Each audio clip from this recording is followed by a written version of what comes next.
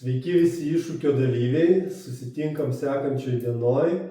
Šiandieną su Dovydu Maistas yra vaistas įkūrėjų. Aptarsim sekančią temą. Šiandienos tema – kūnas kaip sodas, žarnynas kaip miškas. Jo, tai sveiki visi dar kartą, čia Dovydas, Maistas yra vaistas įkūrėjas, holistinio sveikatingumo ir personalizuotos mitybos specialistas. Ček institute ir taip pat tyrinėju rytų mediciną jau keletas metų. Tai šiandien būtent nersim į šitą temą, kaip tarsi žarnyną, tokiai metaforiškai palyginsim su gamtos ekosistemom, ne? Ir kad taip ir įsivaizduoti, jeigu čia kaip taip yra, kad čia daugiau bakterijų, ląstelių negu žmogiškų, jeigu čia daugiau žarnyne šimtų kartų daugiau pačios bakterinės genų masės negu žmogaus, tai reikia įsivaizduoti, kokia tai yra įvairovė, kokia tai yra gyvybė ir kokia jinai yra jautri įvairiems tokiems faktoriams.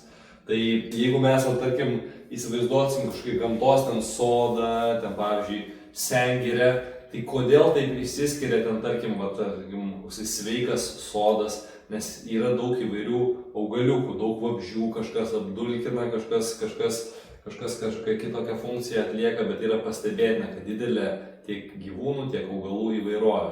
Tas pats ir sengirė. Jeigu mes paimsim, tarkim, tikrą sengirę, tarkim, čia galite matyti, yra didžiulė, kažkokia gali būti įvairovė, įvairūs vaistiniai augalai, prieskoniniai, žolelės, įvairūs medžiai, krūmokšniai, įvairūs kažkokie gyvūnai, augalai ir panašiai. Ir ta sengirė yra tokia unikali, ten tokia yra didžiulė biologinė įvairovė, todėl kad ten yra būtent yra tokia terpė, kad gali skirtingi organizmai gyventi. Tai čia kalbu ir apie gyvūnus, ir apie augalus, ir apie vabzdžius. Tai jeigu mes tą principą tarsi perkeliam į žarnyną ir taip metaforiškai bandom suprasti, ką jau praeitoj paskaitoj sužinojot, kad žarnynas tai yra sveikiausias žarnynas ir sveikiausia žarnyno mikrobiota yra, kai jinai yra įvairi, kai įvairovė yra didesnė.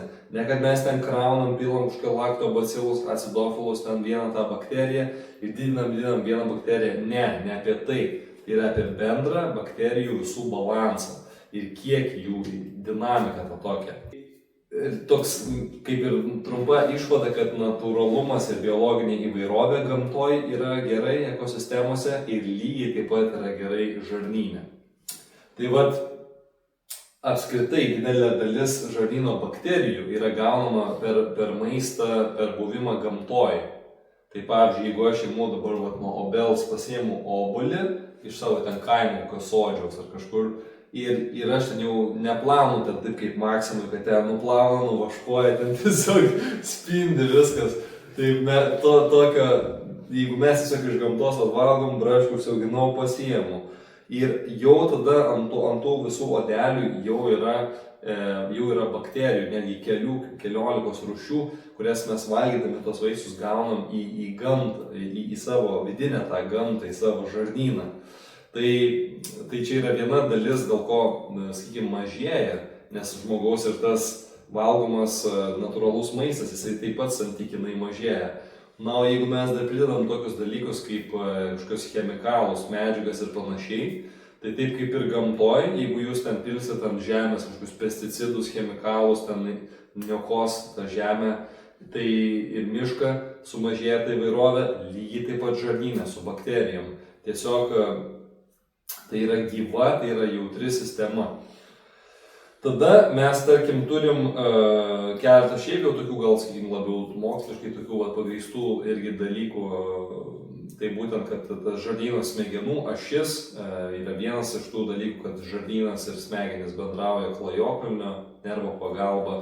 Ir tai, kas vyksta žarnyne, dalinai atsispindi kognityviniai veikloj. Kartais taip pat mūsų žmogaus mąstymas ir emocijos veikia žarnyno būseną. Taip pat yra žarnyno tokie neuromediatoriai, tai keletas, kurie gaminami žarnyne, ten ir maistinių medžiagų, bet ir bakterijų pagalba. Tai yra, pavyzdžiui, serotoninas, dopaminas ir taip pat GABA, tai yra gamma aminosviesto rūgštis.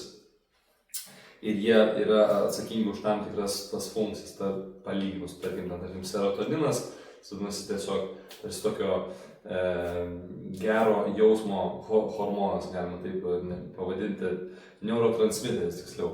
Ir tada dopaminas, kai mes kalbam apie kažkokį susikaupimą, susitelkimą ir tiesiog tokį kažkokį motyvaciškai tikslo siekimą, tai tam tikros statybinės medžiagos yra susidarančios žarnyne dėka taip pat bakterijų.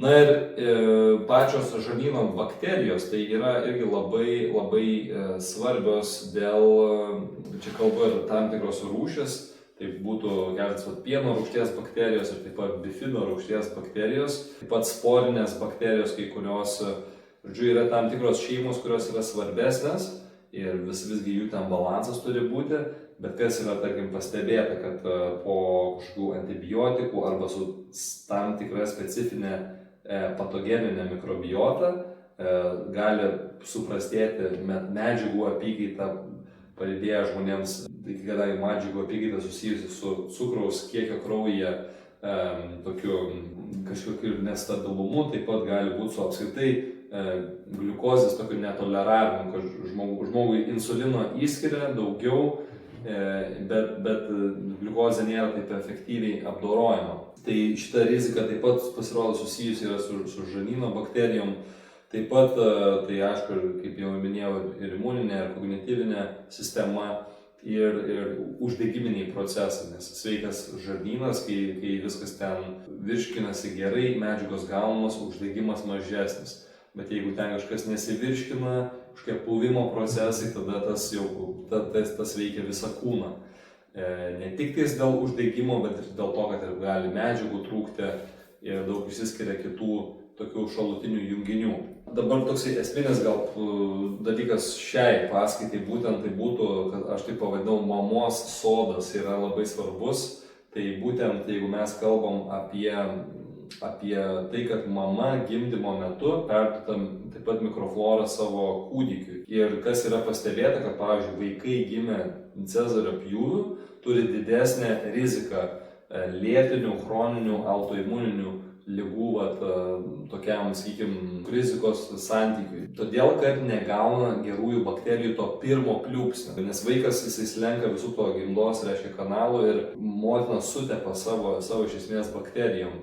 Tai tas yra labai svarbu. Kai kuriuose dabar jau medicinos klinikose užsienį, nežinau, ar tai Lietuvoje yra daroma, bet yra paėmėmi tokie tos išskyros ir vaikučiai tiesiog ištepami, jeigu gimsta taip. Bet ne visur, daugelį atvejų taip nėra ir kaip tada įvyksta, kad tiesiog vaikai gauna ne kažkokias natūrales bakterijas iš mamos ar ten iš kažkokios gamtinės aplinkos, bet jie gauna tiesiog iš ligoninės tam tikras bakterijų rūšis, kurios nėra atspindinčios visiškai nei ten mamos mikrobiotą ar ten kažkokios gamtinės sąlygas. Tai turi su savimi tam tikrą kainą, žodžiu. Tai va, čia toksai tiesiog apgalvoti, kad bendrai šita paskaita, kad kūnas tai yra kaip sodas, tai tarsi šventovė, kurios pamatas yra žarnynas.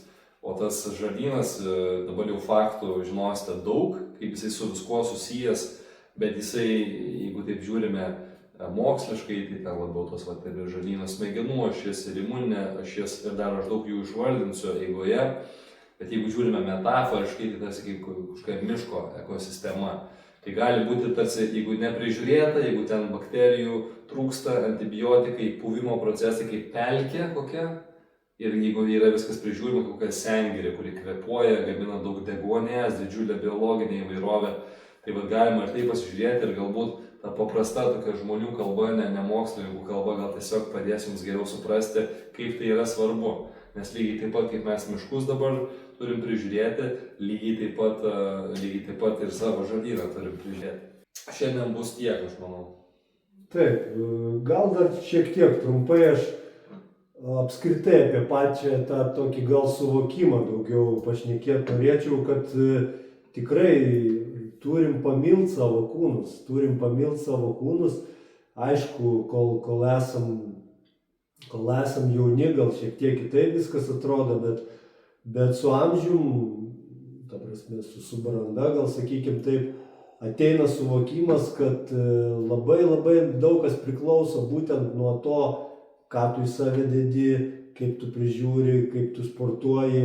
Ir ką Dovydas minėjo, aš tiesiog noriu paantrinti, kad tai yra kaip šventykla. Ir va, tas momentas, apskritai tas sąmonės lygis turėtų būti irgi plečiamas ir turėtumėt pamilt, turėtumėt džiaugti savo organizmu ir jį prižiūrėti ne ką mažiau nei mašiną savo prižiūrėti ar sakykime, nežinau, kas ką ten prižiūri, nes tikrai daug yra atvejų, kur žmonės investuoja didelius pinigus į kažkokį pašalinį dalyką, kuris realiai, kažkiek gal tos pridėtinės vertės duoda tam sociume prieš kitus žmonės, bet realiai tie kūneliai, o daugelį, aš sakau, aš tos pačius verslininkus daug kas stebiu, matau, kad jie milijonieriai, bet jie savim nesirūpina, ta prasme, tas greitas gyvenimo būdas ir tas fokusas, gal sakykim taip, į pinigus atima fokusą visiškai į save, kas aš bent jau man taip atrodo, kad tai yra svarbiausia, nes paskui kaip ir visi žinom, kad sveikatos nebenupirksi, kai jau jinai būna visiškai sugadinta ir tada tie milijonai realiai, jie nieko nebeverti. Tai mintis tokia, kad pamilkim savo kūną ir vienintelis, kaip sakoma, transportas būti šitoje realybėje. Tai vat šiandieną tada tiek. Jo, tai žodžiu, dar labai greitai visus, kas nori išmokti pamilti kūną su ne kažkokiais, kaip sakykime, ne teoriniam žiniom, ne kažkam mokslinė informacija, o išmokti amato, sveikos mitybos, sveikos gyvensenos, natūralios medicinos, noriu pakviesti savo asmeninio projekto Maistas yra vaistas, tai yra festivalį Liepos 11-13 dienom, tai yra natūralios medicinos, holistinio sveikatingumo festivalis. Kaip Mantas gražiai pasakė šitą pavyzdį, kad galim sakyti sveikam kūne, sveika siela. Tai ta prasme reikia ir kartu valgant sveiką maistą ir tas sąmonės laukas iš tikrųjų plečiasi, nes mes su maistu ateina irgi tam tikra vibracija ir mes valgydami sveiką maistą tiesiog kaupiasi ir daugiau energijos kūne, ta energija, jeigu žiūrėsime į rytietišką pasaulėžiūrą, tai ta energija tiesiog kyla į aukštesnius energetinius centrus ir tada atsidaro kitoks tas matymo kampas ir jautrumas įvairiems dalykams. Tai mūsų šitam mano festivalio Maistas yra vaistas bus galima sutikti įvairių lektorių natūralios medicinos, rytietiško sveikatingumo ir taip pat įvairių amatininkų mugių, pavyzdžiui, partneriai Dievų maistas bus su savo gėrimu, visų meniu, kur galėsit susipažinti su jais, paragauti įvairių skonių ir tiesiog pamatyti, kaip galima kitaip gyventi, kitaip maitintis, kaip galima ir būti tokių žmonių bendruomeniai, kad tai nėra kažkoks tais raketų mokslas, kad tai yra arti gamtos, kad tai yra natūralu ir mes taip, ir mums tai iš tikrųjų visai neseniai visiems taip buvo normalu taip gyventi, arčiau gamtos ir valgyti sveiką maistą. Tai kviečiu atvažiuoti ir sužinoti, kas tai yra, išmokti savo ir šeimai į Maistas vaistas festivalį Liepos 11-13. Iki malonių susitikimų. Iki.